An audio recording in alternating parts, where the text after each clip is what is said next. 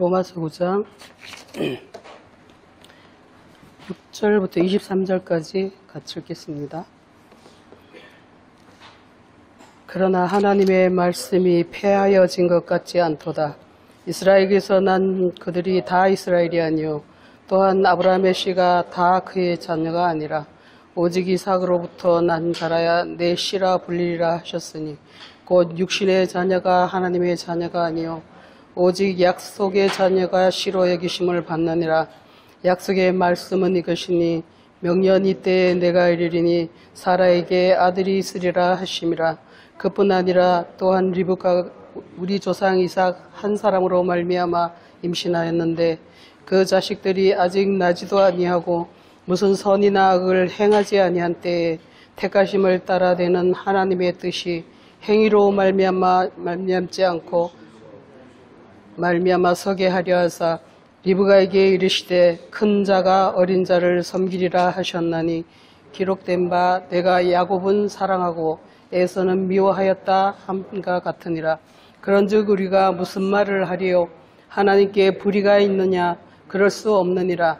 모세에게 이르시되 내가 긍휼히 여길 자를 긍휼히 여기고 불쌍히 여길 자를 불쌍히 여기리라 하셨으니 그런즉 원하는 자로 말미암음도 아니요 다른 박제를 하는 자로 말미암음도 아니요 오직 긍휼히 여기시는 하나님으로 말미암음이니라.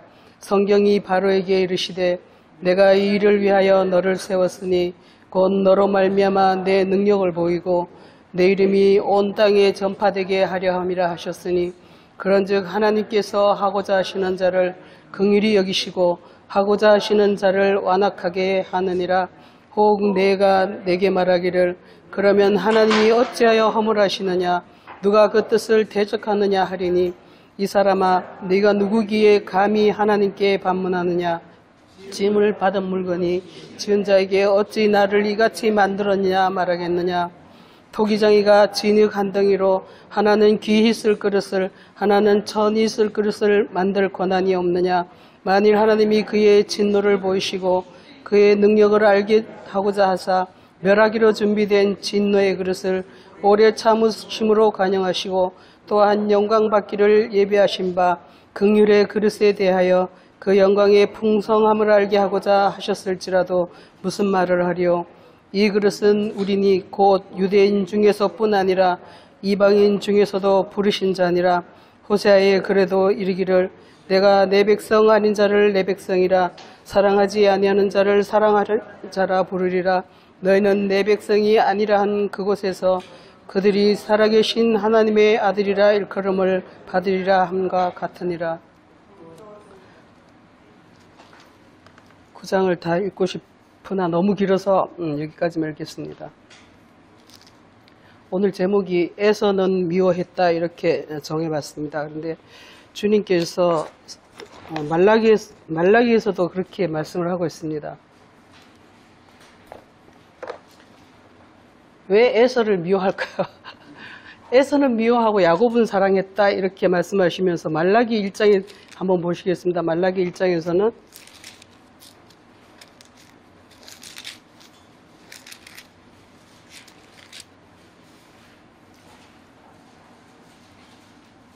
말라기 1장에서도 내가 너희를 사랑한다 하니까 사람들이 주님이 어떻게 우리를 사랑하시는 합니까? 이렇게 그러니까 사랑하지 않는다고 지금 주장을 하는 거죠. 이스라엘 사람들이. 그러니까 주님께서 말씀하시기를 내가 에서는 형이지만 미워하고 야곱을 너를 사랑했다 이렇게 얘기를 하십니다. 그러면서 쭉 내려가서 이제 하시는 말씀이 6절, 7절 이렇게 쭉 내려가면서 제사장들에게 이르시기를 너희가 더러운 떡을 내 제단에 드린다 이렇게 얘기하시고 또 8절에서 눈먼 희생과 눈먼 희생 제물 병든 것, 저는 것 뭐 이런 것을 제물로 드리기 때문에 그렇다는 것을 이렇게 의미적으로 얘기를 하고 있습니다. 13절에서도 훔친 물건 저는 것, 병든 것을 가져온다 이렇게 얘기를 하니까 주님께서 그래서 내가 받지 않겠다고 이렇게 말씀하고 있습니다. 그래서 이게 에서에 대한 이야기인데 에서가 이같이 같은 얘기를 하고 있다는 거예요.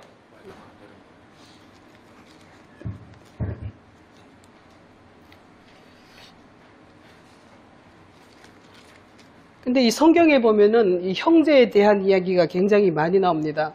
제가 주보에서도 적었지만, 창세기 4장부터 가인과 아벨, 21장에 이스마엘과 이삭, 또 25장에서 에서와 야곱, 또 세레와 베레스, 므낫세와 에브라임 등등 이렇게 형제들이 많이 나오는데, 그 중에서도 이제 야곱과 에서, 세라와 베레스는 이제 쌍둥이다 이렇게 얘기를 하고 있습니다. 근데 특히 이제 이 성경 모든 곳에서 보면 항상 하나님께서는 형을 미워하신다는 거예요. 형은 미워하고, 그러면 이제 동생은 사랑한다 이렇게 돼 있지만, 성경에서는 이제 동생이다, 형이다 이런 개념이 없고 그냥 형제다 이렇게 하고 있는데, 성경에는 이런 사람들뿐만, 그러니까 오늘 본문 말씀에서 로마서에서는 이걸 하나님이 그렇게 하셨다 이렇게 얘기를 하고 있어요. 그러니까 로마서 9장에서 그 13절서부터 18절 쭉 내려가면서 하나님께서 원하시는 자는 사랑하는 자를, 하나님께서 그냥 원하시는 자는 사랑하고, 하나님께서 원하신 자는 뭐 완악하게 해서 미워하고 뭐 이렇다는 거예요. 그런데 이게 정말 어떤데, 우리 사람도 보면은 그런 사람 있잖아요. 괜히 뭐 증거 없이 밉다 이래가지고 괜히 미워하는 사람 있잖아요. 그러니까 하나님도 그러신가? 이 사람은 미워하고 저 사람은 사랑하고, 이게 그런 게 좀 이상하지 않습니까? 그런데 이제 그러면은 네가 어떻게 그러면 우리는 하나님께서 나를 그렇게 악하게 만드셨고, 나를 이렇게 완악하게 만드셨고, 그랬으니까 내가 뭐 하나님을 대적하고 그러니까 이건 내 마음이 아니다, 하나님 맘대로니까 하나님 책임이다 이렇게 얘기할 수 있다는 거잖아요.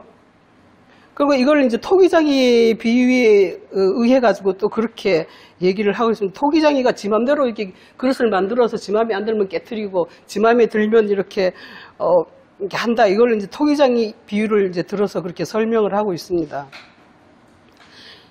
토기장이 비유가 이사야서에 지금 여러 군데 나오고 있는데, 이사야서 좀 보시겠습니다. 29장을 한번 보죠.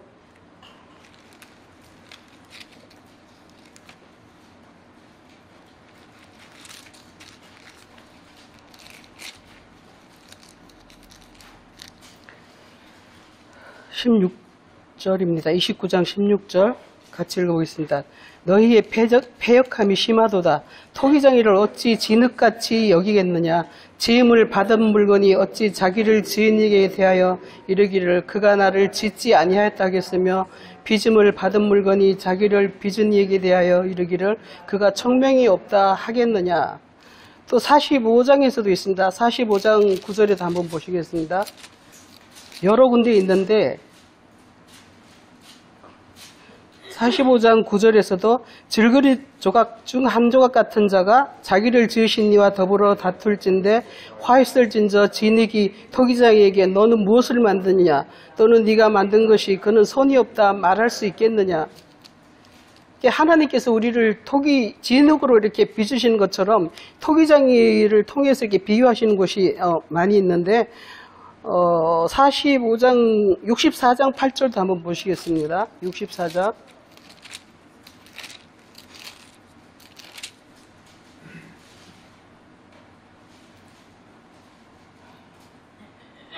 (64장 8절에서도) 그렇게 얘기하고 있습니다. 그러나 여호와여, 이제 주는 우리 아버지시니이다. 우리는 진흙이여 주는 토기장이시니 우리는 다 주의 손으로 지은 것이니이다.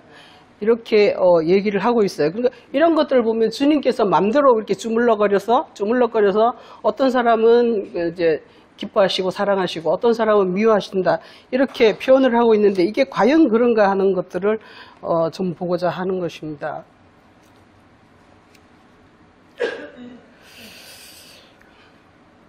그래서 제가 보기를 이런 것이 있더라고요. 우리는 흙이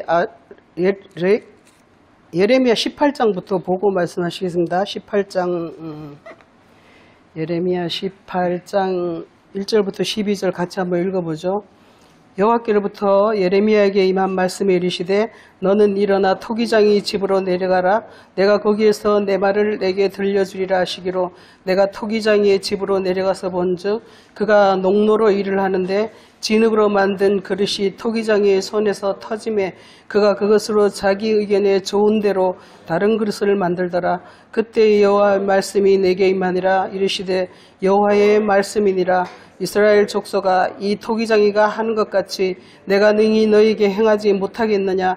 이스라엘 족속아, 진흙이 토기장이의 손에 있음 같이 너희가 내 손에 있느니라. 내가 여느 민족이나 국가를 뽑거나 부수거나 멸하려 할 때에 만일 내가 말한 그 민족이 그의 악에서 돌이키면 내가 그에게 내리기로 생각하였던 재앙에 대하여 뜻을 돌이키겠고, 내가 어느 민족이나 국가를 건설하거나 심으려 할 때에 만일 그들이 보기에 악한 것을 행하여 내 목소리를 청종하지 아니하면 내가 그에게 유익하게 하리라고 한 복에 대하여 뜻을 돌이키리라.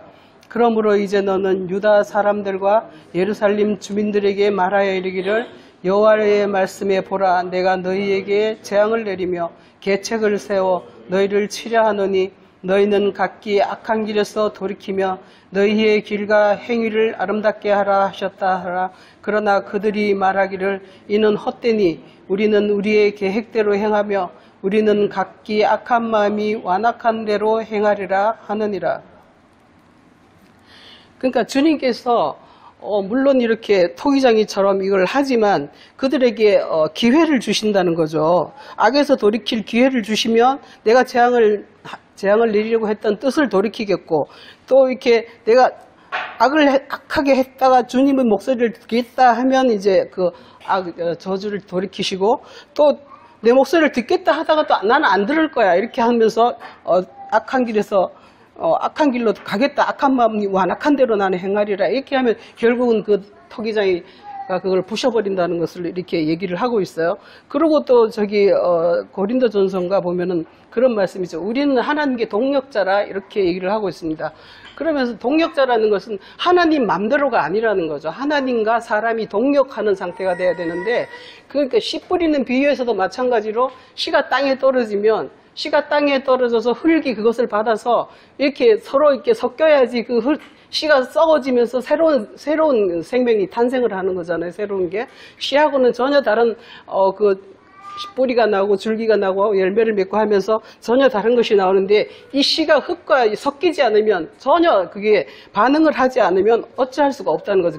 그런 것을 이제 길가밭이다 이렇게 비유를 하고 계시는데, 그래서 이 하나님께서 뭐 미워할 자를 미워한다 이렇게 말씀하시지만 결국은 사람이 흙이 어떠냐에 따라서 그게 그렇게 된다는 것이죠. 그러니까 주님 마음대로 이렇게 하신다는 것이 결코 아니라는 겁니다. 그래서 로마서에서 그렇게 말하는 것이 좀 의심스러워서 제가 그 하나님 마음대로 하셨다 이렇게 하시기 때문에 그런 게 아니라는 거죠. 사람과 하나님이 동력해서 같은 거듭남을 하는 데 있어서 하나님께서 씨를 뿌리시고 사람은 흙이니까 그것을 받아가지고 그것을 싹을 내고 이렇게 하면서, 그래서 하나님이 원하시는 방향으로 나가야 된다는 것을 이렇게 설명을 하십니다.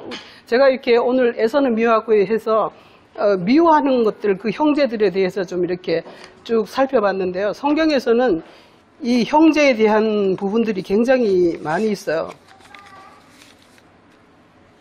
이 형제라는 거에 대해서 한번 그려봐야 되겠어요. 형과 제가 있습니다. 이 창세기 제일 처음부터 나오는 게 이게 선악과예요. 선악과 생명과, 가인과 아벨, 그리고 또 그 다음에 누구죠? 이스마엘이 있고, 이스마엘과 이삭이 있습니다.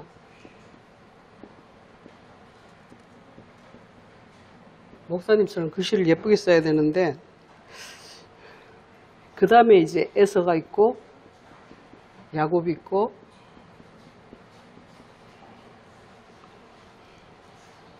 그 다음에 38장에 보면은 유다에게서 난 세라와 다말에게서 난 사람이죠. 세라와 베레스가 있습니다. 이 사람들도 쌍둥이입니다. 그리고 야곱의 아들 요셉의 두 아들을 데리고 이렇게 왔는데, 그가 바로 이제 므낫세와 에브라임이 있어요.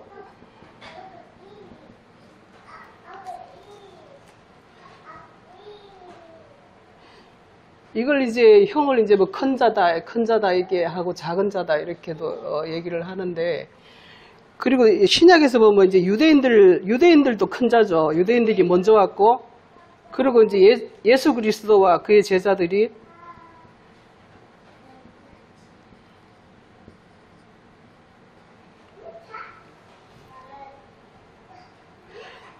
마태복음에서 보면 염소가 있고 양이 있습니다. 이들도 형제입니다. 그리고 누가복음 10장에 보면 마르다라는 사람이 있어요. 마르다와 마리아가 있어요. 이런 이제 쭉 대조적으로 이렇게 기록이 되고 있는데요. 이 가인, 특별히 이제 뭐 선악과 생명나무도 이제 같은 계통이지만 이거는 이제 어떤 말씀을 어떻게 받아들이냐 하는 그런 개념이고, 가인과 아벨, 이거 다 똑같은 거예요. 가인과 아벨도 마찬가지고, 이스마엘과 이삭은 많이 설명이 되어 있죠. 이삭은 육신의 자녀다. 이스마엘은 육신의 자녀고, 이삭은 약속의 자녀다. 이렇게 많은 곳에서 이렇게 기록이 되어 있고요. 그리고 이제 오늘의 말씀은 이제 에서에 대해서 하고, 야곱에 대해서 이렇게 얘기를 해보고자 합니다. 좀 종류가 좀 달라요. 가인과 아벨과 에서와 야곱의 이게 다른 것인데 뭐냐면은 이게 뭐냐면은 이 형제라는 게 뭐냐면 성경에 있어서 성경이 우리를 거듭나게 하기 위해서 주님께서 우리를 창조하시는데 거듭나는 가운데 있는 이 두 가지의 어떤 뭐라고 그럴까? 기능이라고 그럴까? 그게 이 두 가지 형제인 거예요. 그래서 하나님께서 보시면 우리를 구원하기 위해서 인자와 진리로 보내셨다 이렇게 얘기를 하십니다. 그러니까 이 인자와 진리를 보내시는데 그 인자라는 것이 이 하나님의 사랑에 대한 것이고 진리라는 것이 믿음에 관한 것이죠. 이쪽은 이제 이렇게 보셔도 될 것 같아요. 그런데 이제 그렇게 해서 가인이라는 것은 이렇게 내가 여호와로부터 취득했다 이렇게 해가지고 여호와로부터 진리를 어떻게 얻었다 그런 뜻이 있어요. 내가 믿음을 구했다 그런 뜻이 있습니다. 그런데 거기에서 그 형제가 아벨인데 그 아벨을 쳐서 죽여버리죠. 그러니까 여호와께서 창세기 4장에서 보면은 네 아벨이 어디 있느냐 하니까 가인이 이렇게 말을 합니다. 내가 내 형제를 지키는 자니까 이렇게 이제 주님께 반항을 하죠. 근데 지키는 자, 예수님도 가끔 그런 말씀하시죠. 네가 말하였도다 이렇게 말씀하시는 데가 있어요. 그러니까 여기서도 마찬가지. 내가 아우를 지키는 자니까 네가 말하였도다, 네가 지켜야 된다 이렇게 말씀하시는 것 같죠. 그러니까 가인이 아벨을 지켜서 이 형제가 돼야 되는데 아벨을 죽여버리는 거예요. 그러니까 이걸 죽인다는 것은 멸시하고 아예 무시를 해버린다는 거예요. 그리고 이스마엘은 뭐 아시다시피 육신의 자녀고 이삭은 이제 약속의 자녀로 이제 성령에 의해서 태어났다 이런 얘기가 있고, 이제 에서는 창세기 25장을 한번 보시겠습니다. 창세기 25장을 한번 보시면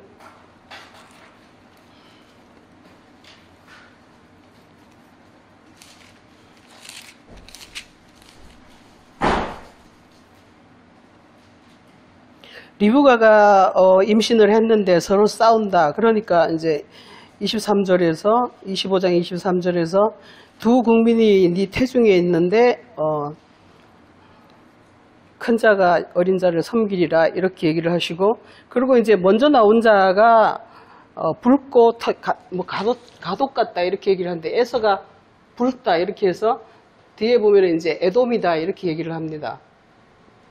에돔이 이제 에서가 바로 에돔이고, 그 다음에 이제 전신에 털이 많다 이렇게 얘기를 하고 있어요. 털이라는 것은 이제 가장 자연적인 지식이나 이런 걸 얘기한다고 하더라고요. 근데 이제 그리고 이제 아우는 나오면서 에서의 발꿈치를 잡았다 이렇게 얘기를 하고 있습니다. 그러면서 이제 에서는 익숙한 들사람이 사냥꾼이 됐고 들사람이 됐고, 야곱은 조용한 사람이고 장막에 거주했다. 이러면서 이제 여기서 약간의 이제 힌트를 주고 있죠. 익숙하고 들사람이라는 것은 아직 태임이 되지 않는, 그러니까 하나님께 길들여지지 않는 그런 사람, 들사람이 돼가지고 자기 마음대로 이제 들을 돌아다니면서 이제 사냥도 하고 이렇게 한다고 합니다. 그리고 이제 에서는 야곱은 조용한 사람이라 부엌에 들어가서 엄마하고 같이 죽도 끓이고 이렇게 하면서 야곱은 조용한 사람이다 이렇게 했는데 그 원문에서 보니까 조용한 게 아니라 뭐 완전한 자다 이런 식으로 의미가 되어 있더라고요. 근데 하여간 어쨌거나 그게 거기 장막에 거주한다는 것은 그런 식으로 이렇게 예배를 드리고 있다 뭐 이렇게 얘기를 한다고 해요. 그래서 여기서 보면은 가인은 믿음에 관한 것인데 가인은 믿음에 관한 것이고 그 대신에 믿음인데 아벨이 없는, 그러니까 아벨은 양과 기름을 여호와께 드렸다 해서 하나님의 그 선한 사랑의 마음을 가지고 있는 자라는 뜻이거든요. 근데 그 하나님의 선한 사랑의 마음을 무시하고 멸시했다는 그런 의미가 있고요. 에서는 이제 붉으면서 에돔이다 해가지고 붉다는 것은 에서가 오히려 사랑의 마음을 가지고 있는 자예요. 그러니까 내추럴한 자연적 사랑의 마음을 가지고 있는데 지금 교회들이 가장 이렇게 잘못하고 있는 것들이 그런 것 같아요. 에서는 붉어서 이렇게 이걸 가장 비유적으로 보면은 계시록 18장에 보면은 바벨론 교회가 있는데 음녀가 있는데 그 여자가 붉은 옷을 입고 붉은 말을 타고 이렇게 하고 있죠. 그러니까 이게 뭐야 하면 자연적 사랑의 마음을 가지고 있는데 이 사랑의 마음으로 그러니까 율법적 행위를 말하는 것이죠. 그러니까 하나님으로부터 받는 그 사랑이 아니라 자기의 사랑을 가지고 세상을 이웃을 돕기도 하고 이렇게 하는 것인데 이거는 틀렸다는 거예요. 왜냐하면 그것은 이미 그 속에 악한 마음이 있기 때문에 마귀가 우리를 장악하고 있는 상태에서 누군가를 이웃에게 해봐야 이거는 이미 자기의 어떤 자기의 유익을 위해서 세상의 어떤 세상적으로부터 오는 그런 존경의 마음 이런 걸 받기 위해서 모든 것들이 아니면 자기의 유익을 위해서 하거나 이런 것들이기 때문에 이미 그 속에 악을 품고 있다는 것이죠. 그래서 이 에돔에 대해서 오바댜에서 보면은 그런 말씀을 하고 있어요. 오바댜 한번 보겠습니다. 오바댜 1장 오바댜라는 게 있습니다. 찾기도 어렵대. 오바댜 이게 1287쪽에 있습니다. 1장 찾으셨습니까? 1장 3절에 보면은 너의 마음의 교만이 너를 속였도다. 바위 틈에 거주하며 높은 곳에 사는 자여 네가 마음에 이르기를 누가 능히 나를 땅에 끌어내리겠느냐 하니, 이렇게 하면서 자기 마음이 굉장히 높이 올라가서 내가 이렇게 선한 사람이고 내가 세상에서 이렇게 착한 행위를 한다 이렇게 말하고 있으면서 한다는 것이죠. 그리고 8절에서 보면은 그날에 내가 여호와의 말씀이 에돔에서 지혜 있는 자를 멸하며 에서의 산에서 지각 있는 자를 멸하지 아니하겠느냐 이렇게 하면서 이 오바댜에서 말하는 이 에돔이 바로 이렇게 교만하다는 이런 말씀을 하고 있습니다. 그래서 이 붉다는 그 뜻에서 붉은 것은 하나님의 성경에서 붉다는 것은 사랑의 마음을 의미하고 희다, 빛이다 이런 것은 이제 진리의 세계를 표현하고 있습니다. 그래서 우리가 거듭나기 위해서는 이 진리와 선이 함께 해야 되는데, 그러니까 에서는 진리, 야곱은 조용해서 이게 말씀을 묵상하고 이렇게 하면서 죽을 끓이고 이렇게 하는데 죽이라는 것도 그런 거예요. 죽이라는 것은 야곱도 에서도 둘 다는 처음에는 이게 자연인이잖아요. 내추럴한 상태의 자연인이기 때문에 죽을 끓이고 있다는 것은, 죽이라는 게 우리말도 죽 쓴다 하는데 죽 써서 개 준다 이런 말도 있지만 하여간 죽이라는 게 카오스라는 그런 의미가 있더라고요. 그러니까 그냥 이것저것 막 자탕을 막 끓이고 있는 건데, 그러니까 뭔가를 막 해서 하고 있는 상태인데 야곱이 그거를 이제 진리를 추구하기 위해서 뭔가를 막 하고 있는 거죠. 그런데 그거는 아니기 때문에 여기서도 이제 야곱은 나중에 주님과 씨름하고 하면서 주님을 이기고 이제 나중에 이스라엘이 되죠. 이스라엘이 되는 것처럼 그렇게 야곱은 주님의 말씀을 추구하고 기도하고 하면서 하나님을 기름을 받아내고 돌기둥에 베델에서 주님께 기도하고 이렇게 그런 돌기둥에다 기름도 붓고 이렇게 하면서 하나님과 이제 연관된 그런 이제 역할을 하고 나중에는 이제 주의 백성이 되는 것이죠. 근데 이제 세라와 베레스도 마찬가지인데, 이거는 이제 다말렉에서 난 사람인데, 이렇게 해서 베레스라는 사람은 나중에 이렇게 주의 조상의 이름에 반열에 있게 되더라고요. 이 베레스가.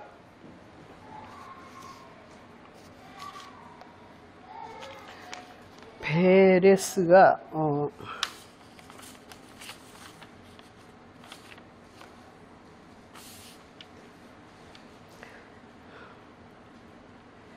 룻기에 보면 이제 그런 말씀이 있어요. 베레스를 한번 봐야 되겠네. 하여간 어쨌거나 이 베레스라는 사람은 주님의 조상 마태복음 1장인가 보면 거기에서도 나오던데, 마태복음 1장 한번 보겠습니다.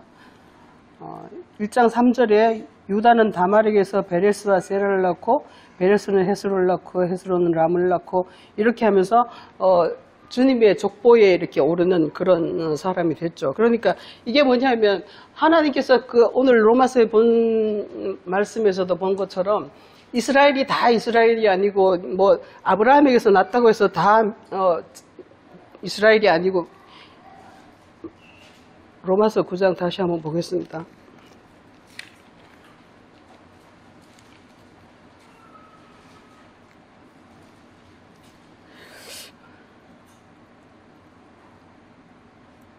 (6절에서) 이스라엘에서 난 그들이 다 이스라엘이 아니요 아브라함 씨가 다 그의 자녀가 아니라 오직 이삭에로부터 난 자라야 된다. 그 아브라함으로부터 났는데도 불구하고, 아브라함의 믿음의 조상이라고 하는 아브라함으로부터 났는데도 불구하고 거기서도 갈라진다는 거예요. 그렇게 해서 결국은 보면은 29절에서 보면, 로마서 9장 29절에서 보면은 만군의 주께서 우리에게 씨를 남겨두지 아니하셨으면 우리가 소돔과 같고 고모라와 같을 것이다 해서 주님께서 우리에게 씨를 남겨주셨다, 그렇게 얘기를 하시고,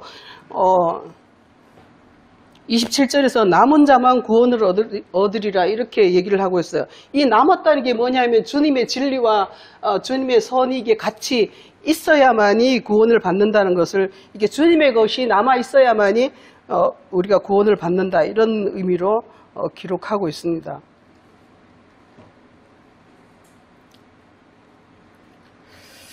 창세기 48장에서도 보면 이제 이스라엘이 죽을 때가 됐다는 소문을 듣고 요셉이 그 아들들을 데리고 옵니다. 아들들을 데리고 와가지고 48장 한번 보겠습니다. 목소리가 갑자기 쉬네요.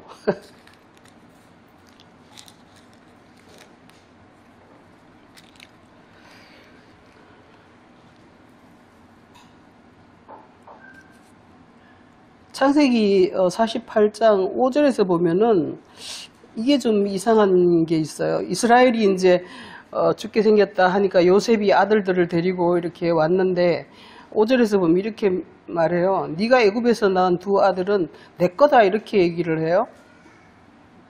이스라엘이 자기 아들이라고 이렇게 주장을 하는데, 이게 왜 그런 건 저도 잘 모르겠습니다. 그러고는 이제 축복을 하는데, 므낫세와 에브라임을 이렇게 축복을 하는데, 므낫세가 형이고 에브라임이 이제 동생인데, 므낫세가 이제, 그러니까 원래 오른손으로 이제 형을 축복해야 되고 왼손으로 이제 아우를 축복해야 되는데, 이걸 어긋맞게서 이렇게 축복을 했다는 거예요. 그러니까 요셉이 못마땅해 하니까, 아니다 나도 안다, 그렇지만 이제 이게 에브라임이 이제 더 축복을 받을 것이다, 이렇게 하면서 이렇게 하고 있죠. 근데 에브라임이라는 게 보면은 우리가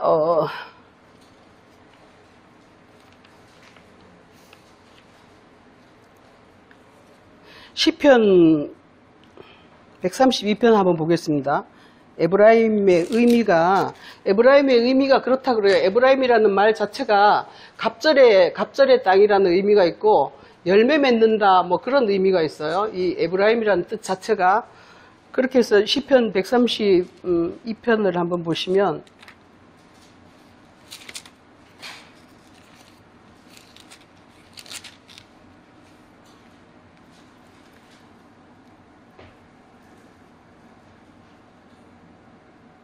이 성전에 올라가는 노래인데, 성전에 올라간다는 것은 내가 성전이 되기 위한 그런 어떤 과정을 얘기하였습니다. 3절에서 내가 내 장막의 집에 들어가지 아니하면 서원하기를 내 침상에 들어가지도 않고 내 눈으로 잠들게 하지도 않고 그러면서 여호와의 처소 전능자의 성막을 발견하기까지 그렇게 했다. 이렇게 그러니까 전능자의 성막이 되기까지 그렇게 했다는데 우리가 그것이 어디에 있느냐 했더니 에브라다에 있다함을 들었더니 그 나무밭에서 찾았도다. 이렇게 하면서 그 에브라다라는 것은 바로 미가서에서 보면은 베들레헴 에브라다야 이렇게 해서 이 에브라다가 이 베들레헴 주님께서 나시는 어떤 그 장소를 예고하고 있는 거예요. 그러니까 이 사람이 에브라임이라는 사람 자체가 이름으로서 그 자체로서 그런 어떤 갑절의 영감 같은 것을 가지고 있는 사람인데 그렇게 해서 그 에브라다가 바로 그 에브라임이라는 곳에서 주님께서 탄생할 것을 예고하고 있는 그런 사람이라는 의미로 갑절의 아마 영감을 가지고 이스라엘에게 축복을 받은 것 같습니다.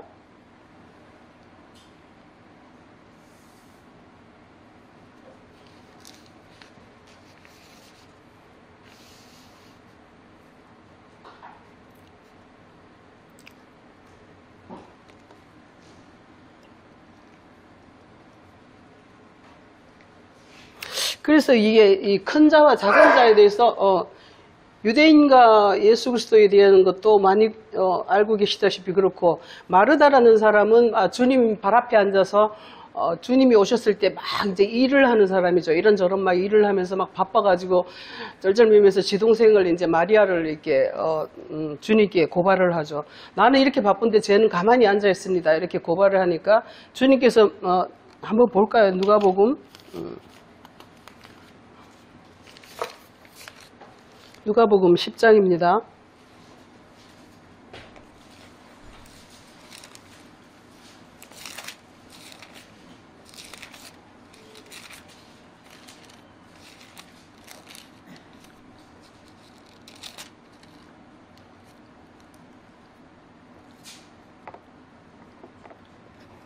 누가복음 10장은 그 전에 이제 주님께서 누가 이웃이냐 이제 그 얘기를 하신 후에 이제 기록된 말씀인데 그들이 길 갈 때 한 마을에 가서 마르다라 이름하는 한 여자가 자기 집으로 주님을 이제 영접을 했죠. 그러니까 마리아는 주님 발치에 앉아서 열심히 말씀을 듣고 있습니다. 그런데 마르다는 막 준비하는 일이 너무 많아서 마음이 분주하고 근데 내 동생이 나 혼자 일하게 두고 그러니까 좀 나를 도와주게 해주세요. 이렇게 얘기를 합니다. 그때 주님께서 말씀하시기를 마르다야 네가 많은 일로 염려하고 근심하거니와 몇 가지만 하든지 한 가지만 하든지 네 할 만큼만 해라. 그렇지만 마리아는 이 좋은 편을 택했다. 하나님 말씀을 듣는 이 좋은 편을 택했으니 결코 뺏기지 아니하리라. 이렇게 얘기를 하시면서 말씀을 듣는 것을 중요하다고 이렇게 얘기를 하고 있어요. 그러니까 우리가 거듭날 때 뭐냐면은 이 진리를 통해서 하나님의 세계로 나아갈 수 있는데 진리를 통하지 않고 에서 같은 경우에는 자기가 그냥 열심히 해서 자기의 율법 행위로 자기가 의롭다함을 얻으려고 이렇게 하는 자를 그렇게 말하고 있습니다. 유대인들도 마찬가지죠. 유대인들이 자기의 율법의 행위로 선하게 해서 그러니까 주님의 말씀을 듣지 않고 자기가 본 그 말씀의 그 길대로 한다는 거죠. 지난주에 서목사님께서 다시 말씀에 대해서 얘기를 하셨는데 이들이 왜 이렇게 되냐 하면은 다시 말씀을 듣지 않기 때문이에요. 그냥 자기 뜻대로 문자적으로 이렇게 선악나무도 마찬가지고 뭐 가인도 마찬가지고 자기 말씀을 보되 자기 뜻대로 그냥 그것을 행한다는 것이죠. 그렇지만 그거 가지고는 결코 안 된다는 거예요. 다시 말씀을 들으라는 거예요. 들으라 이스라엘아 하는 것처럼 계속해서 믿음은 들음에서 난다 이렇게 하지고 또 물과 피와 성령은 하나인데 거듭날려면 물피 성령이 있어야 되는데 물이 뭐냐 하면은 물도 피도 다 진리인데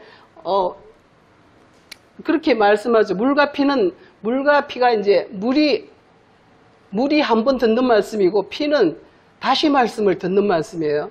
그렇게 하면 물과 피로서 오셨고 그러고 이렇게 되면 다시 말씀을 들음으로 해서 그 다음에 이제 성령의 세계로 나가게 되는데 이거를 하지 않으니까 피로서 오는 거를 듣지 않으니까 성령께서 오실 수가 없는 거죠. 길을 차단하고 있는 거예요. 그러니까 먼저 이렇게 자기가 자기 행위대로 하려고 그러고 자기의 어떤 자연적인 상태대로 내 생각대로 그러니까 육신의 생각대로 율법의 행위를 한다거나 육신의 그 선한 행위를 하려고 하는 사람들이 바로 이 큰 자라고 형이라고 이렇게 표현을 하고 있어요. 마르다도 여기서 또 우연이 아니거죠. 전부 다 이러거든. 마르다도 형이고 마리아가 동생이죠. 이게 큰 자들이 작은 자를 계속 핍박을 하는 거예요. 어떤 의미에서 다 핍박을 하고 죽인다는 그런 의미가 있는 것이죠.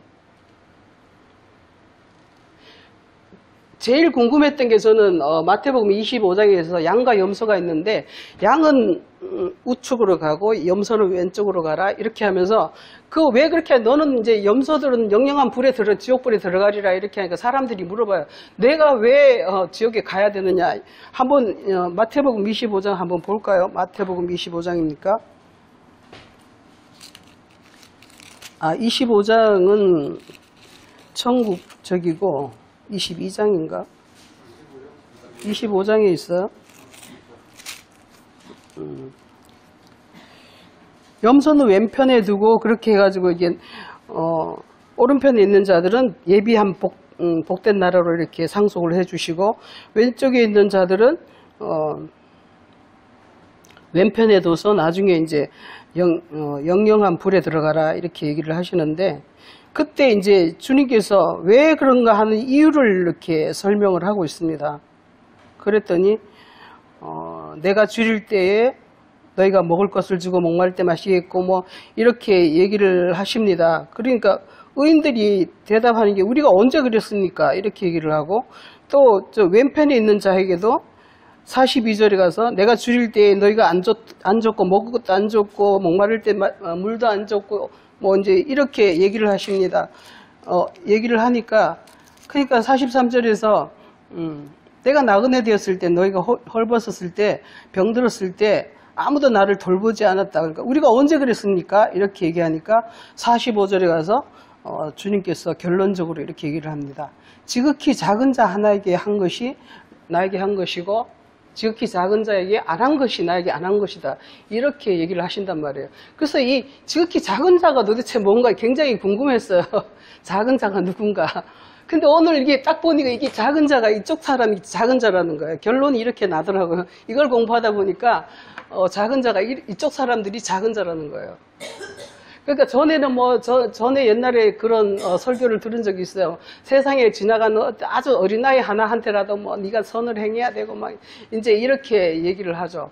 그건 우리의 그냥 자연적 생각의 마음이고 정말 성경적 마음은 그게 아니라 하나님의 그러니까 우리가 하나님의 세계로 거듭나기 위해서 진리와 선이 이렇게 있어야 되는데 이게 말하자면 형제예요. 시편 133편이니까 거기 보면은 형제가 연합하여 동감이 어찌 그리 아름다운 거 이렇게 하면서 형제는 연합을 해야 돼. 연합을 해야 돼. 연합을 해야지 하나가 돼야지 주님의 나라에 들어갈 수 있는데 그러니까 큰 자가 작은 자를 섬기리라 해서 큰 자들은 반드시 작은 자에게 종속되고 그걸 섬겨야 돼요. 근데 섬기지 않고 버티고 나가니까 이 사람들은 결국 멸망에 이르는 거고 이들은 주님을 섬기면서 들어가면은 그들도 이제 하나가 돼서 구원을 받게 되겠죠. 근데 이게 역사적으로 이렇게 기록이 돼 있지만 실제적으로는 이게 다 우리 영혼 안에서 일어나는 일들이에요. 에서도 우리 안에 있고 야곱도 우리 안에 있고 선악과도 우리 안에 생명나무도 우리 안에 이렇게 다 우리 영혼의 상태를 이렇게 기록하고 있는 거예요. 그러니까 역사적으로는 이렇게 바깥으로 설명할 할 수밖에 없지만 결국은 우리 영혼에 관한 이야기라는 것을 설명하고 있어요. 우리 가운데 먼저 율법적으로 성경을 접하고 그 다음에는 기도하고 다시 말씀을 듣고 이러면서 이제 영의 말씀을 듣게 되고 그러면서 그 진리 가운데 하나님의 성령이 그 안에 이르시게 되고 그러면서 하나님이 원하시는 사람에서 하나님이 인도하시는 대로 우리가 선을 행하게 될 때 그야말로 올바른 선인데 이들은 에서들은 그런 게 에서나 음녀나 이런 사람들은 그런 게 아니라 자기의 그냥 자기 마음대로 선을 행하는 그런 상태를 얘기하고 있죠. 가인이라는 것은 자기 마음대로 자기 하나님의 선의 세계를 아직 가지 못하고 그냥 그 자리에서 자기의 그 진리 율법적인 말씀이나 거기까지만 알았기 때문에 그 다음에 이어지는 진리 피의 세계나 영의 세계, 하나님의 사랑의 세계를 무시하고 그냥 나는 믿었으니까 됐어. 이제 이런 사람들을 말하는 거죠. 그 두 가지 유행이 교회에서 가장 힘들게 우리를 하는 것인데 제가 어렸을 때 그러니까 신앙생활에서 어렸을 때 그걸 봤는데 사형리라고 해서 그렇게 얘기를 해요. 그 사형리라고 딱 네 가지죠. 그러니까 하나님은 당신을 사랑하시면 당신은 죄인이다. 당신은 예수를 믿으면은 그 다음에 천국으로 갑니다. 이거를 이제 딱 그렇게 정해놨어요. 그러니까 믿기만 하면 이제 천국 갑니다. 이렇게 해놨단 말이에요. 그러니까 그게 뭐냐면 바로 가인과 같은 거예요. 가인만큼도 안 되죠. 그거는 사실은. 가인은 그래도 뭐 성경에서 자기가 뭔가를 좀 추구했고 이렇게 했지만 그 사형리라는 것은 너무나 터무니없는 거예요, 정말. 근데 지금도 어디 가다 보면 주보 이렇게 나눠주는데 사형리를 가지고 이렇게 하더라고요. 믿기만 하면 구원받습니다. 근데 주님께서도 그렇게 말씀하시죠.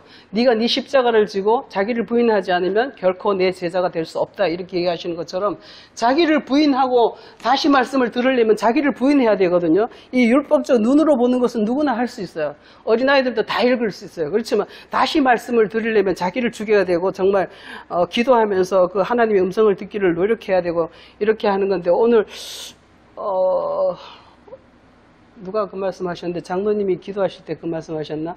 은밀한 여호와의 은밀한 곳에 거하는 자가 복이 있다고 했는데 그 은밀한 곳이 뭐냐 하면 기도하는 장소가 은밀한 곳이잖아요. 다락방이라든지 뭐 주님의 그 두 번째 말씀을 듣기 위해서 열심히 기도하고 있고 뭐 그런 것들이 이제 은밀한 곳인데 그렇게 함으로써 이제 주님의 어떤 그 생명의 세계가 성령이 우리 안에 들어오시면서 우리가 주님께로 나아갈 수 있는 것을 이렇게 표현하고 있죠. 그리고 또 하나는 뭐냐 하면은 마태복음 19장 한번 보시겠습니다.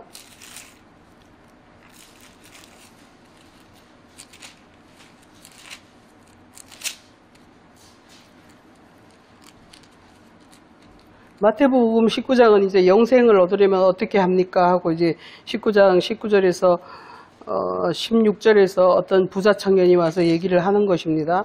그렇게 부자 청년이 와서 어떻게 하면 영생을 얻습니까? 하니까 네 재산을 다 팔아서 가난한 자들에게 줘라 하니까 이 부자 청년은 낙심을 하고 이제 가버립니다.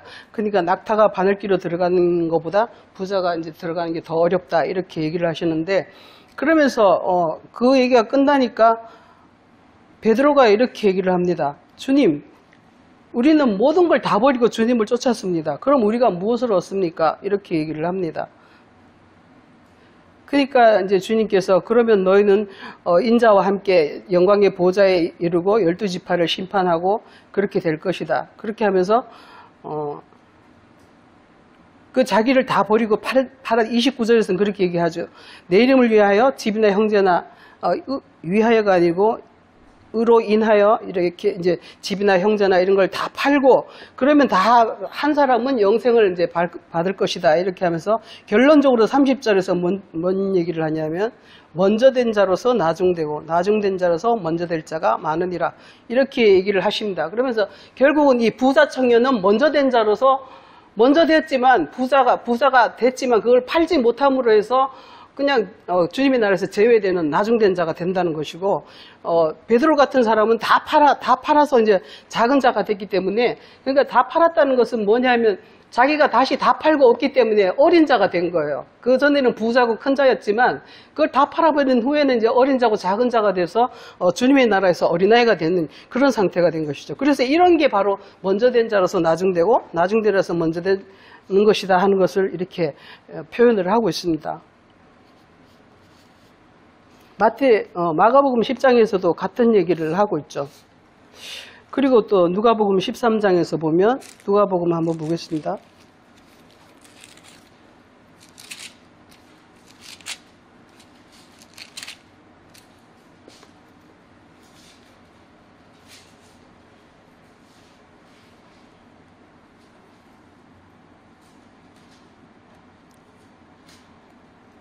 (13장) 23절입니다. 어떤 사람이 여짜오되 주여 구원을 받는 자가 적으니까 그들에게 이제 주님께서 말씀하십니다. 그러면 너희는 좁은 문으로 들어가라. 너희가 그러려면 좁은 문으로 들어가라. 이게 작은 자가 좁은 문입니다. 그러니까 형제 중에서도 이것도 좁은 문, 넓은 문도 이제 같은 형제죠. 좁은 문으로 들어가라. 그러면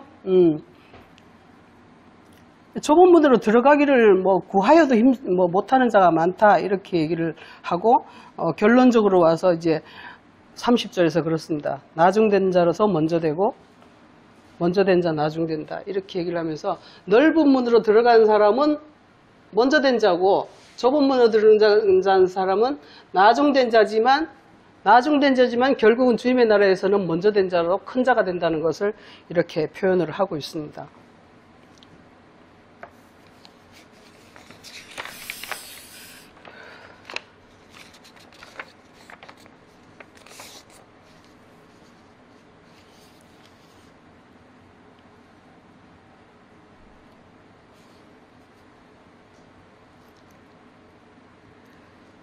누가복음 11장에 한번 보시면 11장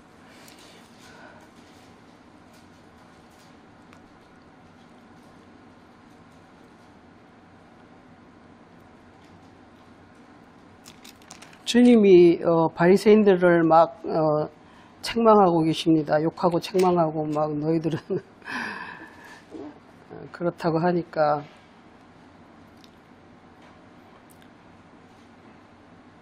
너희는 선지자들의 무덤을 만들고 뭐 이렇게 하면서 선지자들을 다 죽였다는 것을 이렇게 표현하고 있어요. 그러니까 하나님의 지혜가 일렀으되 내가 선지자 사도들을 그들에게 보내리니 그 중에서는 덜어 죽이며 박해하리라. 창세 이후로 모든 선지자의 피를 이 세대가 담당하리라 하시면서 아벨의 피로부터 제단과 성전 사이에서 죽임을 당한 사가랴의 피까지 하리라 이렇게 얘기를 합니다. 그러니까 아벨의 피라는 것은 바로 이 아벨에 대해서 가인과 아벨에 대해서 아벨을 죽여버리고 그 다음에 사가랴라는 것은 이 진리 기억에 새기는 것을 말하는 거거든요. 사가랴 그 이름 자체가 증인이다 이런 의미가 있고 증거하는 자다 이런 의미가 있어서 기억에다 말씀을 새기는 그런 사람을 가지고 그러니까 진리를 뜻하는 것이죠. 사가랴까지. 그러니까 주님에 속한 모든 것을 주님은 이 두 가지로 되어 있어요. 진리와 인자로 되어 계시는데 그러니까 진리와 믿음에 의해서 하나님의 사랑을 받을 수 있고 이런 거에 되어 있는데 주님에 속한 아벨부터 사가랴까지 제단에서부터 성전까지 다 그냥 사그리 선지자들을 다 죽여버렸다 이렇게 얘기를 하고 있어요. 그러니까 이 자들이 뭐냐 하면 다 주님의 세계를 다 엎어버리고 죽여버리는 그런 자들이죠. 자기 마음대로 생각하면서 자기의 뜻대로 생각하기 때문에 그렇다는 것이죠. 그러니까 주님의 나라에 들어가려면 먼저 믿음으로부터 그 다음에 이제 선으로 하나님의 성령으로 들어가야 되는데 그렇게 하지 않고 자기의 생각대로만 하고 끝나는 사람 그 다음에 자기의 행위대로만 끝나는 사람 이 두 가지 종류가 오늘의 그런 사람들이죠. 그러니까 가인 같은 사람은 자기의 그냥 믿음으로 자기 율법의 행위로 끝나는 사람 그 다음에 에서는 자기의 행위대로 율법의 행위대로만 끝나는 사람 그렇게 하는 것을 얘기하고 있습니다. 그러니까 결론적으로 그렇게 얘기가 되겠죠. 그러니까 하나님의 사람은 큰 자라는 것은 바로 큰 자와 작은 자는 이제 형제인데 큰 자와 작은 자는 형제인데 하나님의 진리와 하나님의 인자를 같이 얘기를 하고 있습니다. 그런데 그 두 가지를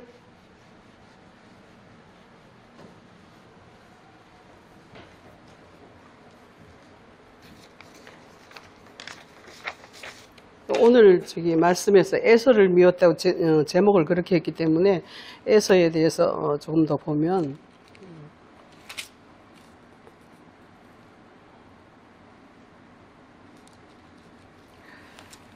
말라기 다시 한번 보겠습니다. 말라기 1장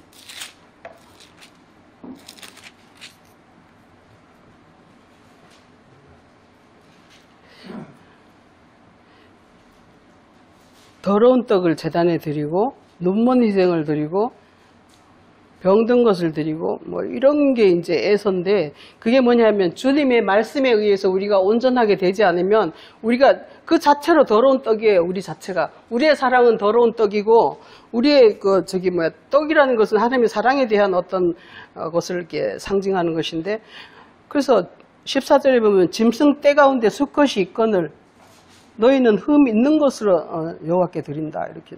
짐승 떼라는 게 뭐겠어요? 그러니까 성경 말씀 자체가 짐승 떼예요. 성경 말씀 자체가 양과 소와 양과 염소로 이렇게 돼 있고 뭐 이렇게 각종 그 짐승들로 돼 있는데 이것을 그 가운데서 수컷을 찾아야 되는데 그 가운데서 진리를 찾아야 되는데 에서는 그것을 찾지 않고 그냥 그대로 드리며 훔친 게 되고 하나님 것을 훔친 게 되고 병든 게 되고 저는 것이 되고 뭐 그런 상태가 된다는 것을 이렇게 표현하고 있습니다.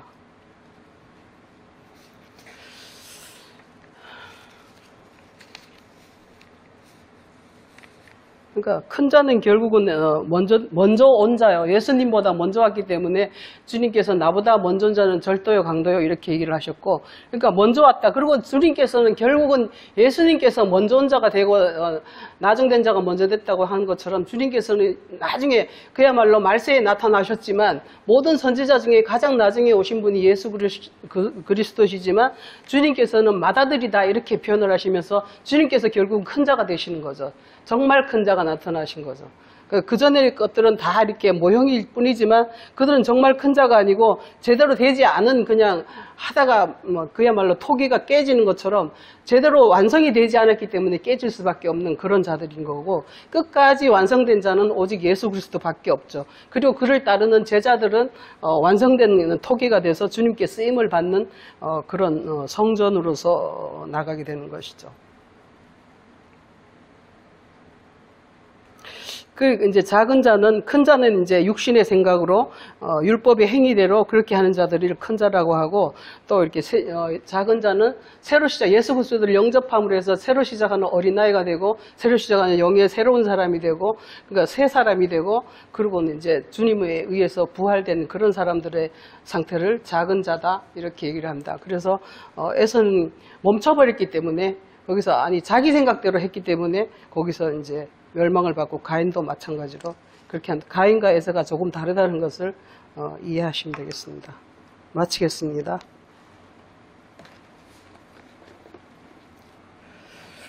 주님, 오늘 주님께서 에서는 미워하시고 야곱은 사랑하셨다 하셨는데, 우리가 이 말씀에서 에서가 왜 주님과 사랑하는 관계에 이르지 못하고 미워하는 관계에 밖에 갈 수 없는가를 묵상하게 하시고, 그리하여 야곱과 같이 정말 말씀을 묵상하고 말씀을 인하여 하나님을 이기고 하나님을 이스라엘이라 칭함을 받고 그리하여 하나님의 세계로 하나님의 아들로서 온전히 거듭나는 저희들이 다 될 수 있도록 주님 축복하여 주옵소서.